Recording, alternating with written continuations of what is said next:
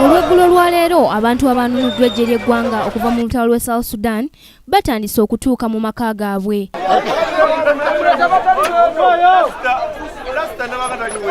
Mulindwa Abasi y'omu ku abo abasobodde okukomawo okwabwe era ng'olutalo alulojja. Gwange nali naye kale si mukwano gwange naye sitaawe oyo yali afuuse mukwano gwange kuba twadduka wamu ye baamukuba essasi n'asigalawo. Ate emirambo gisigalawo tebajjawo mirambo kuleka bajjawo gyabwe. Mirambo mingi gye tuyiseeko mu kkubo ebivundu n'abantu baffe abasirikale basatu ne balufiiramu nga batunona.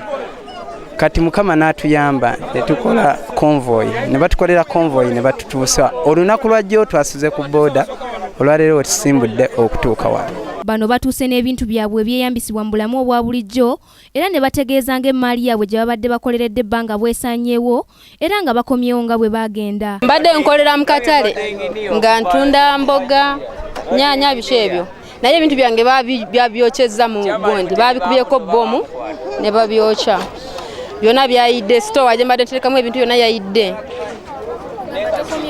sikomyewo na kintu kyonna. Ate n'ekisinga ekirala okugyayo abantu batisa ssente zigudde tuli wakolanga paundi 10 nga lulimu emitwalo 7 ne kati paundi 10 lulimu emitwalo 3 egya Uganda.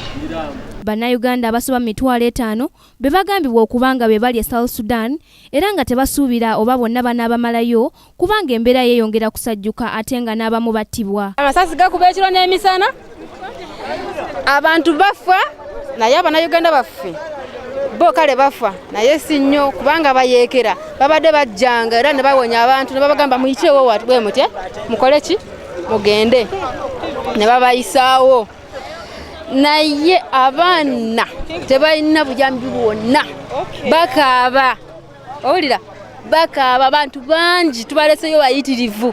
Bano basiimye eggye ly'eggwanga eribalabiridde obulungi n'okubakima okukomawo okwabwe nga balamu.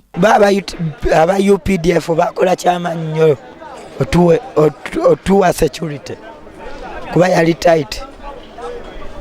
Ku ntandikwa ya sabbiiti eno eggye ly'eggwanga lyasindikibwa mu ggwanga lya South Sudan okutaasa Bannayuganda abaliyo oluvanyuma lw'olutalo okunyinyitira wakati wa gavumenti n'abayeekera. Ku lwa Kingdom TV, Nassaka Joweria ne Musoke Brian amalindirire.